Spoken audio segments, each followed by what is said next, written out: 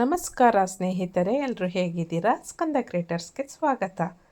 ನೋಡಿ, ಈಗಾಗಲೇ ಗೊತ್ತಾಯ್ತಿರ್ಬೋದು, ಏನು ಇದು ನುಗ್ಗೆಕಾಯಿನ ನೋಡ್ತಿದ್ದಾರೆ. ಹೌದು, ನುಗ್ಗೆಕಾಯಿ ಅಂದರೆ ಯಾರಿಗೆಲ್ಲ ಇಷ್ಟ ಇಲ್ಲ ಹೇಳಿ. ಈ ನುಗ್ಗೆಕಾಯಲ್ಲಿ ಹಲವಾರು ಐಟಮ್ಗಳನ್ನ ಮಾಡ್ತಾರೆ. ಆದರೆ ನಾನಿವತ್ತು ಹೇಳ್ಕೊಡ್ತಾ ಇರೋದು ನುಗ್ಗೆಕಾಯಿ ಚಾಪ್ಸನ್ನು ಹೇಗೆ ಮಾಡೋದು ಅಂತ. ಈ ನುಗ್ಗೆಕಾಯಿ ಚಾಪ್ಸ್ ಮಾಡೋಕ್ಕೆ ನಾನು ಒಂದು 200 ಗ್ರಾಮಷ್ಟು ಹೀಗೆ ನಾರನ್ನು ಬಿಡಿಸಿ ರೆಡಿ ಮಾಡ್ಕೊಂಡಿರುವಂಥ ನುಗ್ಗೆಕಾಯಿ ಪೀಸ್ಗಳು, ಹಾಗೂ ಒಂದು ಅರ್ಧ ಬಟ್ಟಲಷ್ಟು ಹಸಿ ಅವರೆಕಾಳು ಮತ್ತು ಒಂದು ಆಲೂಗೆಡ್ಡೆಯನ್ನು ನಾನಿಲ್ಲಿ ತೊಗೋತಾ ಇದ್ದೀನಿ. ಈ 3 ಐಟಮಿಂದ ನಾನು ನುಗ್ಗೆಕಾಯಿ ಚಾಪ್ಸ್ ಮಾಡ್ತಿದ್ದೀನಿ. ನುಗ್ಗೆಕಾಯಿ ಚಾಪ್ಸಲ್ಲಿ ನುಗ್ಗೆಕಾಯಿ ಮಾತ್ರ ಬೇಕು. ಈ ಆಲೂಗೆಡ್ಡೆ ಅವರೆಕಾಳು ಏನು ಬೇಡ ಅಂದರೆ ಸ್ಕಿಪ್ ಮಾಡ್ಬೋದು. ನಾನು ಮಕ್ಕಳೆಲ್ಲ ಇದ್ದರೆ ಆಲೂಗೆಡ್ಡೆ ತಿನ್ನೋಕ್ಕೆ ಇಷ್ಟಪಡ್ತಾರೆ ಅಂತ, ಮತ್ತು ಅದು ಕೂಡ ಆರೋಗ್ಯಕ್ಕೆ ಒಳ್ಳೆಯದು ಅಂತ ನಾನು ಇವನ್ನ ಆ್ಯಡ್ ಮಾಡ್ತಾಯಿದ್ದೀನಿ. ನುಗ್ಗೆಕಾಯಿ ಅಂದರೆ ಯಾರಿಗೆಲ್ಲ ಇಷ್ಟ ಇಲ್ಲ ಹೇಳಿ.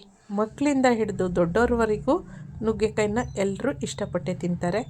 ಅದರಲ್ಲಿ ಸಾಂಬಾರು ತಿಂದು ತಿಂದು ಬೋರ್ ಆಗಿರೋರು ಈ ಥರ ಒಂದು ಸಲ ಮಾಡ್ಕೊಳ್ಳಿ, ಖಂಡಿತ ಇಷ್ಟಪಟ್ಟು ತಿಂತಾರೆ. ನೋಡಿ, ನುಗ್ಗೆಕಾಯಿ ಚಾಪ್ಸ್ ಮಾಡೋಕ್ಕೆ 1 ದಪ್ಪನಾದ ಈರುಳ್ಳಿ, 2 ದಪ್ಪವಾದ ಟೊಮೊಟೊ, ಹಾಗೂ 1 ಗೆಡ್ಡೆ ಬೆಳ್ಳುಳ್ಳಿ, 3 ಇಂಚು ಚಕ್ಕೆ, 3 ಲವಂಗ, ಅರ್ಧ ಸ್ಪೂನು ಕಾಳುಮೆಣಸು ಪುಡಿ, ಹಾಗೂ ಅರ್ಧ ಬಟ್ಲು ಕಾಯಿ ತುರಿ ಮತ್ತು ಕೊತ್ತಂಬರಿ ಸೊಪ್ಪು, ಒಂದು ಅರ್ಧ ಇಂಚು ಶುಂಠಿ, ಹಾಗೂ ಸಾಂಬಾರು ಪೌಡರು. ನೋಡಿ, ಸಾಂಬಾರು ಪೌಡರು ಮನೆಯಲ್ಲಿ ಇಲ್ಲ ಅಂದರೆ ನೀವು ಹಸಿಮೆಣ್ಸಿನ್ಕಾಯಿ ಹಾಕ್ಕೊಂಡು ಮಾಡ್ಕೋಬೋದು. ಅದು ಕೂಡ ತುಂಬ ರುಚಿಯಾಗಿರುತ್ತೆ. ಗ್ರೀನ್ ಕಲರ್ಗೆ ಬರುತ್ತೆ ಚಾಪ್ಸು. ಹಸಿಮೆಣ್ಸಿನ್ಕಾಯಿ ಸ್ಕಿಪ್ ಮಾಡ್ತೀವಿ ಅನ್ನೋದಾದರೆ ಒಣಮೆಣ್ಸಿನ್ಕಾಯಿನ ನೀವು ಅಂದರೆ ಡ್ರೈ ಚಿಲ್ಲಿನ ಸ್ವಲ್ಪ ಎಣ್ಣೆಲಿ ರೋಸ್ಟ್ ಮಾಡಿ ಹಾಕ್ಕೊಂಡ್ರೂ ಒಳ್ಳೆ ಟೇಸ್ಟ್ ಬರುತ್ತೆ. ನೋಡಿ, ಇಲ್ಲಿ ನಾವು ಒಂದೇ ಸಲ ಎಲ್ಲ ಖಾರನೂ ಹಾಕಿ ರುಬ್ಬೋದು ಬೇಡ. ಈರುಳ್ಳಿ, ಕೊತ್ತಂಬರಿ ಸೊಪ್ಪು, ಬೆಳ್ಳುಳ್ಳಿ, ಶುಂಠಿ, ಚಕ್ಕೆ, ಲವಂಗ ಹಾಗೂ ಕಾಳುಮೆಣಸು ಇಷ್ಟನ್ನು ಒಂದು ಮಸಾಲೆಯಾಗಿ ರುಬ್ಕೊಳ್ಳೋಣ. ಯಾಕಂದರೆ ಇದು ಈರುಳ್ಳಿ ಖಾರ. ನಾವಿಲ್ಲಿ ನುಗ್ಗೆಕಾಯಿ ಚಾಪ್ಸ್ ಮಾಡುವಾಗ ಮಟನ್ ಚಿಕನ್ನ ಹೇಗೆ ಮಾಡ್ತೀವಿ ಅದೇ ಮೆಥಡಲ್ಲಿ ಮಾಡಿದ್ರೆ ತುಂಬ ಟೇಸ್ಟಿಯಾಗಿ ಬರುತ್ತೆ. ಹಾಗೆ ಅದರ ರುಚಿ ಮತ್ತು ಪರಿಮಳ ಅಂತೂ ಸೂಪರಾಗಿರುತ್ತೆ. ಯಾರಿಗಾದ್ರೂ ಹುಷಾರಿಲ್ಲ ಅಂದರೆ, ನಾಲಿಗೆ ಹದಗೆಟ್ಟೋಗಿದ್ರೆ, ನಾಲಿಗೆ ರುಚಿ ಕಳ್ಕೊಂಡಿದ್ರೆ, ಅಥವಾ ಮಟನ್ ಚಿಕನ್ ತಿಂದು ಬೋರ್ ಆಗಿದ್ದರೆ ಖಂಡಿತ ಈ ರೀತಿ ಮಾಡಿ. ನಾನಿಲ್ಲಿ ನುಗ್ಗೆಕಾಯಿ ಜೊತೆಗೆ ಒಂದು ಅರ್ಧ ಬಟ್ಲು ಹಸಿ ಅವರೆಕಾಳಿತ್ತು ತೊಗೊಂಡಿದ್ದೀನಿ. ಹಾಗೆ 1 ಆಲೂಗೆಡ್ಡೆನ ಹೇಗೆ ಚಿಕ್ಕ ಪೀಸಾಗಿ ಕಟ್ ಮಾಡಿ ಇಟ್ಕೊಂಡಿದ್ದೀನಿ. ಅಂದರೆ ಆಪ್ಷನಬಲು ಹಸಿ ಅವರೆಕಾಳು ಮತ್ತು ಆಲೂಗೆಡ್ಡೆ. ಕ್ಯಾಪ್ಸಿಕಮ್ ಕೂಡ ಇಲ್ಲಿ ಸೇರಿಸಿ ಮಾಡ್ಕೋಬೋದು, ತುಂಬ ಚೆನ್ನಾಗಿ ಅದು ಬೇರೆ ಫ್ಲೇವರ್ ಥರ ಟೇಸ್ಟ್ ಕೊಡುತ್ತೆ. ನೆಕ್ಸ್ಟ್ ನಾನಿಲ್ಲಿ ಒಂದು ಬಾಣಲಿನ ಇಟ್ಟು ಆ ಬಾಣಲಿಗೆ 5ರಿಂದ 6 ಸ್ಪೂನಷ್ಟು ಕೊಬ್ಬರಿ ಎಣ್ಣೆನ ಹಾಕ್ಕೋತಾ ಇದ್ದೀನಿ. ತುಂಬ ಹೆಲ್ತಿಗೆ ಒಳ್ಳೆಯದು ಕೊಬ್ಬರಿ ಎಣ್ಣೆ. ಕೊಬ್ಬರಿ ಎಣ್ಣೆಯಲ್ಲಿ ಮಾಡಿರೋಂಥ ಈ ಚಾಪ್ಸು ಫ್ಲೇವರು ಅದು ನೆಕ್ಸ್ಟ್ ಲೆವೆಲ್ ಅಂತಲೇ ಹೇಳ್ಬೋದು. ಅದಕ್ಕೆ ಈಗ ತಾನೇ ರುಬ್ಬಿರೋ ಅಂತಹ ಈರುಳ್ಳಿ ಖಾರದಲ್ಲಿ 1 ಸ್ಪೂನಷ್ಟು ಈರುಳ್ಳಿ ಖಾರನ ಹಾಕ್ಕೋತಿದ್ದೀನಿ. ಪೂರ್ತಿ ಖಾರ ಹಾಕ್ತಾಯಿಲ್ಲ, 1 ಸ್ಪೂನ್ ಹಾಕಿದ್ದೀನಿ. ಒಂದು 5 ಸ್ಪೂನ್ ಎಣ್ಣೆ ಹಾಕಬೇಕು ಅಂದರೆ ಚಾಪ್ಸ್ ಅಂದಾಗ ಸ್ವಲ್ಪ ಎಣ್ಣೆ ಇದ್ದರೆ ಚೆನ್ನಾಗಿರುತ್ತೆ. ಈ ಹಸಿ ಅವರೆಕಾಳನ್ನ ಇವಾಗ ಹಾಕ್ಕೋತಾ ಇದ್ದೀನಿ. ಜೊತೆಗೆ ನುಗ್ಗೆಕಾಯಿ ಕೂಡ ಹಾಕ್ಕೋತಾ ಇದ್ದೀನಿ. ಇದನ್ನು ಒಂದು 5 ನಿಮಿಷ ಹೇಗೆ ಎಣ್ಣೆಯಲ್ಲಿ ಫ್ರೈ ಮಾಡ್ಕೊಳ್ಳೋಣ. ಯಾಕಂದರೆ ನಾವಿಲ್ಲಿ ಯಾವ ಥರ ಮಟನ್ ಚಿಕನ್ನ ಹುರಿತೀವಿ ಅದೇ ರೀತಿ ಈ ನುಗ್ಗೆಕಾಯಿನ ಹುರಿಬೇಕು, ತುಂಬ ಚೆನ್ನಾಗಿರುತ್ತೆ. 1/4 ಟೀ ಸ್ಪೂನಷ್ಟು ಅರಿಶಿನ ಪುಡಿನ ಇಲ್ಲಿ ಆ್ಯಡ್ ಮಾಡಿಕೊಂಡೆ. ಮತ್ತು 1 ಸ್ಪೂನಷ್ಟು ಹರಳುಪ್ಪನ್ನು ಹಾಕೋತಾ ಇದ್ದೀನಿ. ನಾವು ಕೈಯಲ್ಲೇ ಉಪ್ಪನ್ನು ಹಾಕೋದು ಅಂದರೆ ಒಂದು ಅಂದಾಜಲ್ಲಿ ಹಾಕುವಾಗ ಕರೆಕ್ಟಾಗಿ ಇರುತ್ತೆ. ಅದು ಸ್ವಲ್ಪ ಆಚೆ ಈಚೆ ಆದರೆ ಮತ್ತೆ ಹಾಕೋಬೋದು. ಮತ್ತು ಇದನ್ನು ಈ ಎಣ್ಣೆಲೇ ನೀರು ಹಾಕಬಾರ್ದು. ನುಗ್ಗೆಕಾಯಿ ಅರಿಶಿನ ಉಪ್ಪಲ್ಲಿ ಹೀಗೆ ಹುರ್ಕೋಬೇಕು. ಒಳ್ಳೆ ಪರಿಮಳ ಬರ್ತಾಯಿದೆ. ನೋಡಿ, ನಾನ್ ವೆಜ್ಜು ತಿಂದು ಬೋರಾಗಿದ್ದರೆ ಈ ರೀತಿ ಒಂದು ಸಲ ಚಾಪ್ಸ್ ಮಾಡ್ಕೊಳ್ಳಿ. ನುಗ್ಗೆಕಾಯಿ ಚಾಪ್ಸು ನಾಲಿಗೆ ಎಲ್ಲ ಬೆಂಡು ಬಿದ್ದಿದ್ರೆ, ಟ್ಯಾಬ್ಲೆಟ್ ಎಲ್ಲ ತೊಗೊಂಡು ಹೆಲ್ತು ಹಾಳಾಗಿರೋರಿಗೆ ತುಂಬ ಒಳ್ಳೆಯದು. ಹಾಗೆ ಮಕ್ಕಳಿಗೆ ತುಂಬ ಕೊಡಬೇಕು. ಕ್ಯಾಲ್ಶಿಯಂ ಅಂಶ ಇದರಲ್ಲಿ ಜಾಸ್ತಿ ಇರೋದ್ರಿಂದ ಮೂಳೆ ಬೆಳವಣಿಗೆಗೆ ಮಕ್ಕಳಿಗೆ ತುಂಬ ಒಳ್ಳೆಯದು. ಹಾಗೂ ಹ್ಯೂಮಿನಿಟಿ ಪವರ್ನ ಹೆಚ್ಚು ಮಾಡುತ್ತೆ. ಆದಷ್ಟು ರೋಗ ನಿರೋಧಕ ಶಕ್ತಿಯನ್ನು ಹೆಚ್ಚಿಸುತ್ತೆ ನುಗ್ಗೆಕಾಯಿ. ನಾವು ಈಗ ರುಬ್ಬಿರೋಂತಹ ಪೂರ್ತಿ ಈರುಳ್ಳಿ ಮಸಾಲೆನ ಇದಕ್ಕೆ ಸೇರಿಸ್ಕೊತಾ ಇದ್ದೀವಿ. ಚೆನ್ನಾಗಿ ಎಣ್ಣೆಯಲ್ಲೇ ಈರುಳ್ಳಿ ಮಸಾಲೆನ ಹುರಿಬೇಕು. ನೆಕ್ಸ್ಟು ಈ ಆಲೂಗೆಡ್ಡೆನ ಇಲ್ಲಿ ಬಾಣಲಿಗೆ ಸೇರಿಸ್ಕೊತಾ ಇದ್ದೀನಿ. ಆಲೂಗೆಡ್ಡೆನ ಹೀಗೆ ಕಟ್ ಮಾಡಿ ನೀರಲ್ಲಿ ನೆನೆ ಹಾಕಿದ್ದೆ. ಕಟ್ ಮಾಡಿ ಹೊರಗಡೆ ಇಟ್ಟರೆ ಆಲೂಗೆಡ್ಡೆ ಕಪ್ಪು ಬಣ್ಣಕ್ಕೆ ಬರುತ್ತೆ. ನೀರಲ್ಲಿ ಫ್ರೆಶ್ ಆಗಿ ಎಷ್ಟೊತ್ತು ಬೇಕಾದರೂ ಹೀಗೆ ಇಡ್ಬೋದು. ಮತ್ತು ಆಲೂಗೆಡ್ಡೆನೂ ಕೂಡ ಹೆಲ್ತಿಗೆ ತುಂಬ ಒಳ್ಳೆಯದು. ಇದರಲ್ಲೂ ಕೂಡ D-C ವಿಟಮಿನ್ಸು ಹೇರಳವಾಗಿದೆ.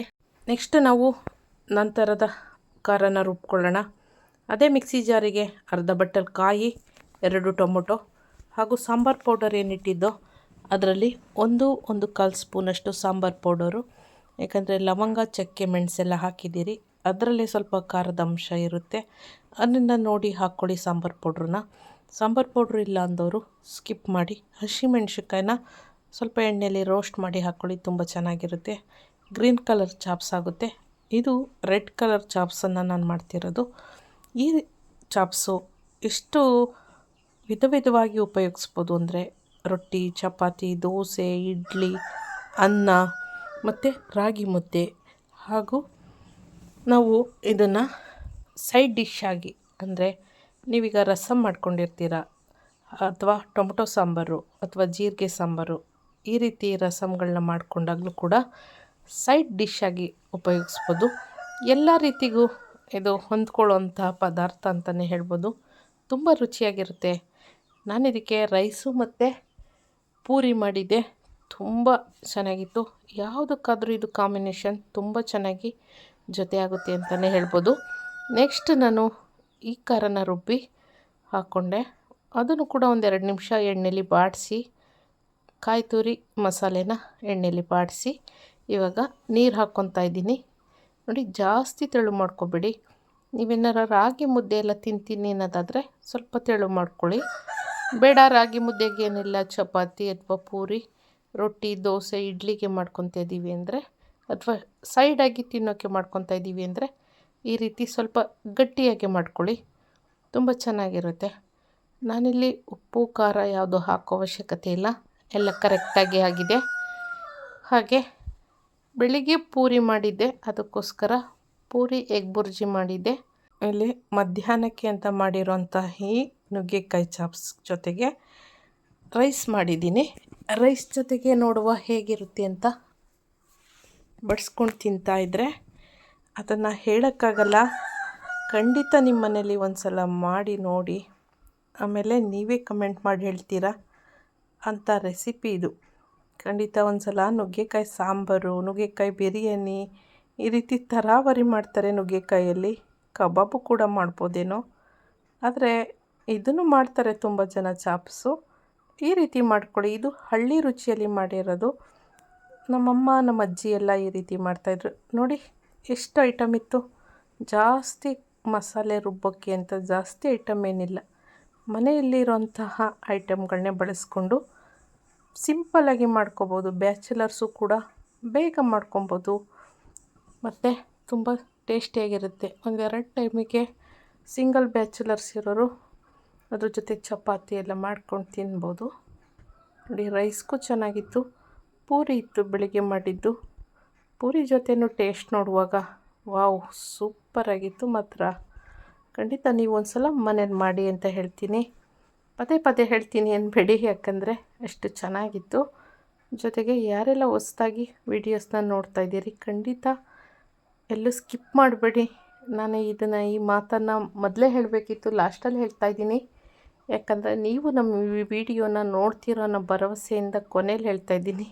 ವಿಡಿಯೋ ಇಷ್ಟ ಆದರೆ ಒಂದು ಲೈಕ್ ಮಾಡಿ, ಕಮೆಂಟ್ ಮಾಡಿ, ಸಬ್ಸ್ಕ್ರೈಬ್ ಮಾಡಿಲ್ಲ ಅಂದರೆ ಸಬ್ಸ್ಕ್ರೈಬ್ ಮಾಡಿಕೊಂಡು ನೋಡಿ, ಪೂರ್ತಿ ವಿಡಿಯೋ ನೋಡಿ.